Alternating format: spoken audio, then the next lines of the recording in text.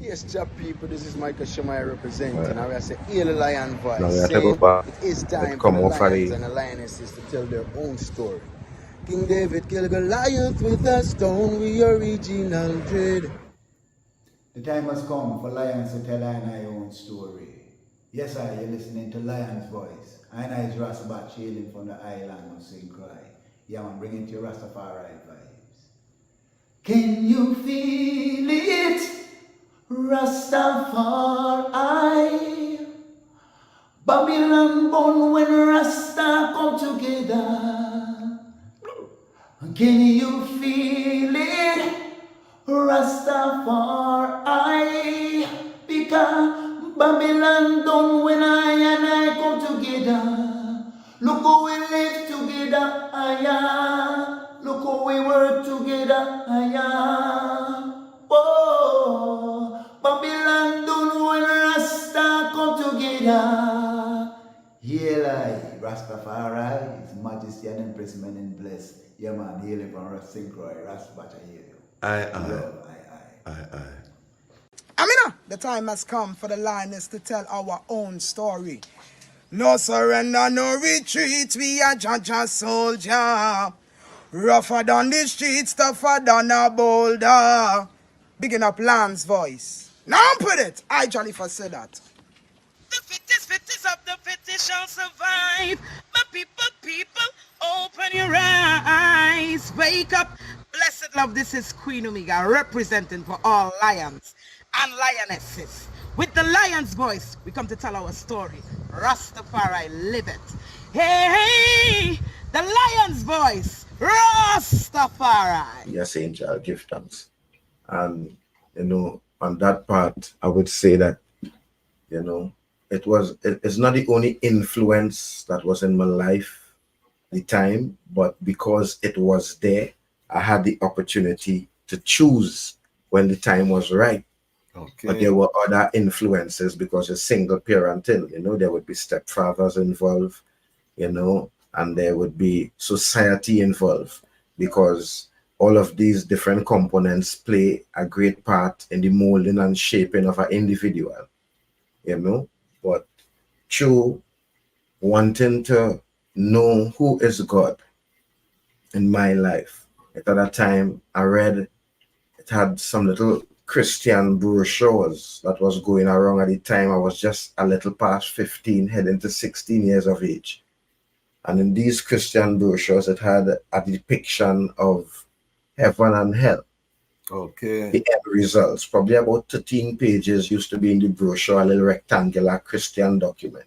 What decade are we talking about? What decade we are talking about? I was about, let me say in the 1990, at the ending of 1999. Okay, give thanks. 95, 96. Okay. Around them time, let me say Youth Campus 1997. All right, so let me say 1995. Okay, so this is when the Rastafari energy a bubble up globally too. Well, this is when the desire to know more about whoever responsible for giving me life was ignited. Okay. I had not yet known is Rastafari. Okay. But I found in my heart, I knew that, it frightened me when I read the book and I saw the pictures of the idea that they had at that time of what hell would be like. It wasn't a place that I would want to be. The year is 1892, and the land of Ethiopia has been experiencing 4 years of terrible famine and drought. They call it the Kikuken, or the evil days. At least 1/3 of the human population and 90% of the cattle have died. The hyenas have feasted on so many carcasses that they have become overweight and barely able to move. Just when the people could take no more of the evil days, a woman named Wasiro Yeshimabet is giving birth in a place called Erjersa Gora. This is her 9th attempt to bring forth new life.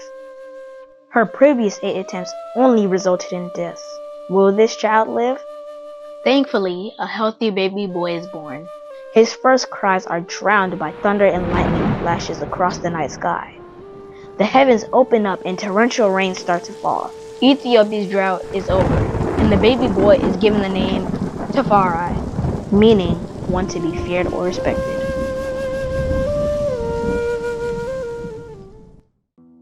Lich Tafari's father, Ras Tafari, is a very important man in 1892 Ethiopia. Although he is overjoyed at the birth of his newborn son, he cannot spend much time with him. Ras Tafari is the governor of Harar and must get back to the famous walled city to deal with its affairs. Furthermore, he is the foreign minister of Ethiopia, and having traveled to different places in Europe, he is very aware of the material and military advances they have made and the looming threats they pose to his country. Ras Tafari knows that the majority of Ethiopians have no idea what is coming, and that he has to work that much harder to secure the realm. Lich Tafari would grow up to become the legendary emperor, Haile Selassie I. To understand his journey, we must first understand the Ethiopia that he was inheriting and what it was like when he was born in 1892.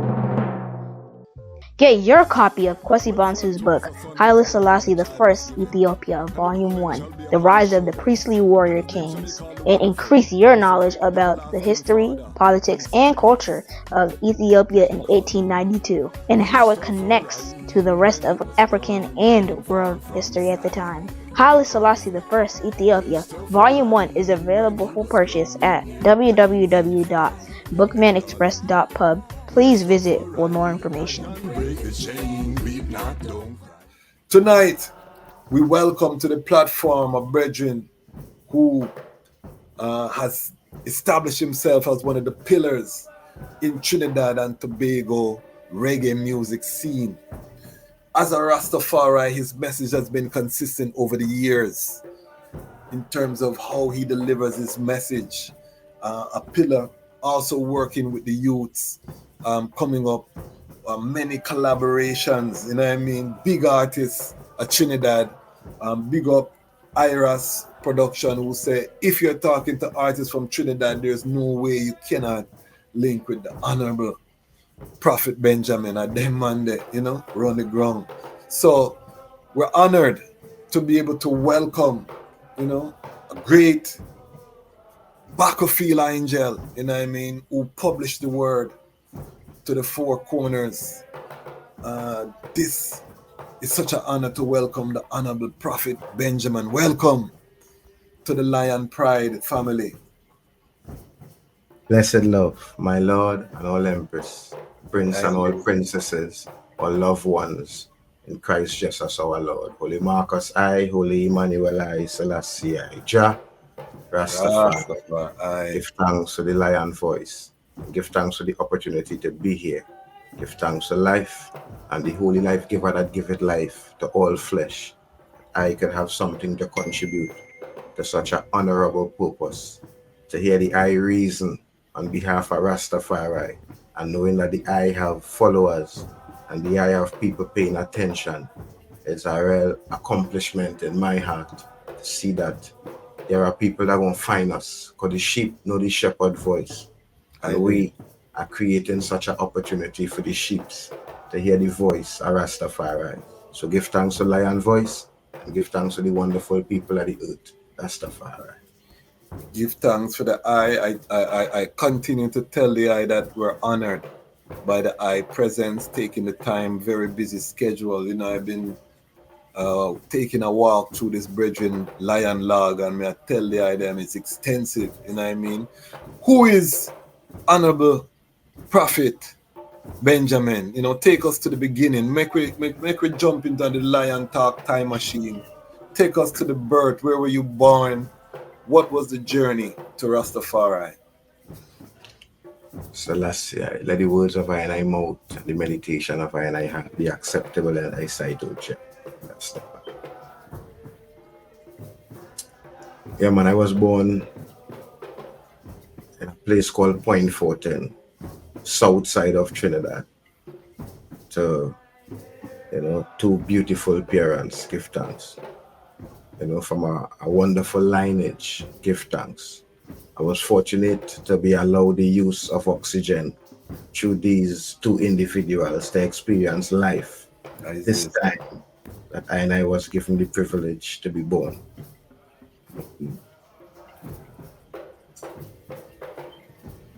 As any other individual or most other individuals, the path of Rastafari is supposed to be a journey. So you're not going to have it easy. Not supposed to be that way. If it's easy, it doesn't really value what you have. So it's always been a struggle. But I was fortunate to have a Rasta man as a father. Okay. So as a youth, I would go to gatherings amongst my father that he would have amongst his brethren at the time. Whilst they might have been 25 and 26 years of age, or 30 for that matter, I was just a child. But they were in the realms of acknowledging Rastafari and finding Rastafari quite out here in the West, in the Caribbean, where that knowledge is supposed to be prohibited, but because of the spirit that dwelleth within, the elders and them found something that they were able to pass on to this generation. And I received that perspective or that dose of Rastafari in my social upcoming as a child. Although I grew up single parent, meaning my mom and my dad had separated, which, sometimes in life we might look at it, no one wants the demolition of a family structure. Based on where we come from as a nation, a people, the things that we were taught and the things that we weren't taught, sometimes is organized for us to end up in some dilemmas. Neither of us is to blame. It's just that we didn't know better or we were fed the wrong food. So based on whatever mommy and daddy ate at that time, it created a separation. But if I had grown up with my dad, I don't think I would have been the man that I'm supposed to be today. Because he might have tried to shape or direct or know what it is he would have liked in his idea of what is best for his son. And that is okay. But him not being there allowed me the privilege to navigate my way through the earth and find my place in life. And I would say that journey. Yeah, just take the time. A lion voice today. Just take the time, turn off your phone. A reason. Take it off here now. I now realize it's man, lion voice today. Network. We are going deep, family. Because I didn't know that I was a second generation Rastafari, so it just fit into this whole thing that we're examining right now on the channel is the life, the impact of the parents and this thing, because if we're gonna build a Rastafari nation, the building block is the family, and the story is just so right on time. But continue, family. Yes, Angel, I'll give thanks. And on that part, I would say that it's not the only influence that was in my life at the time, but because it was there, I had the opportunity to choose when the time was right. But there were other influences because it's single parenting, there would be stepfathers involved, and there would be society involved, because all of these different components play a great part in the molding and shaping of an individual, but through wanting to know who is God in my life.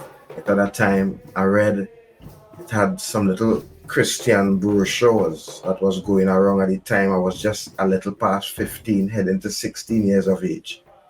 And in these Christian brochures, it had a depiction of heaven and hell. The end results, probably about 13 pages, used to be in the brochure, a little rectangular Christian document. What decade are we talking about? What decade we are talking about? I was about, let me say, in the 1990, at the ending of 1999. Okay, give thanks. 95, 96. Around them time, let me say Youth Campus 1997. All right, so let me say 1995. Okay, so this is when the Rastafari energy bubble up globally too. Well, this is when the desire to know more about whoever responsible for giving me life was ignited. I Okay. had not yet known is Ras Tafari, Okay. but I found in my heart I knew that, it frightened me when I read the book and I saw the pictures of the idea that they had at that time of what hell would be like. It wasn't a place that I would want to be. And I needed to find anywhere to not to go there. And at that time, the place that looked like redemption would have been to church. Yeah. So I left immediately and went to a bedroom of mine who I know was a little strong in the church. And I told him how I felt. And I started to go to church. And in starting to go to church, the bedrooms and them that was around me at the time, I told all of them about the way that I felt.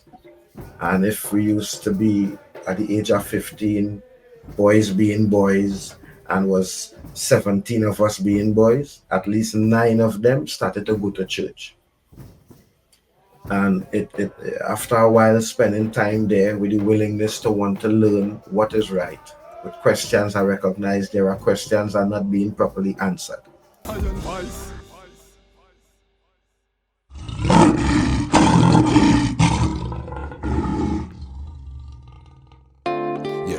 Well, Haile Selassie the first, the Almighty, and he was crowned with Empress Menen. And you see there come a time in every relationship in it brand new and your heart is full of doubt. And you try investigate to check things out. And sometimes, you see if you follow word of mouth, you end up take the wrong route. Well, it's a mystery, what a mystery, and I can't see. But will she diss me? Will she trick me? Or is it just me?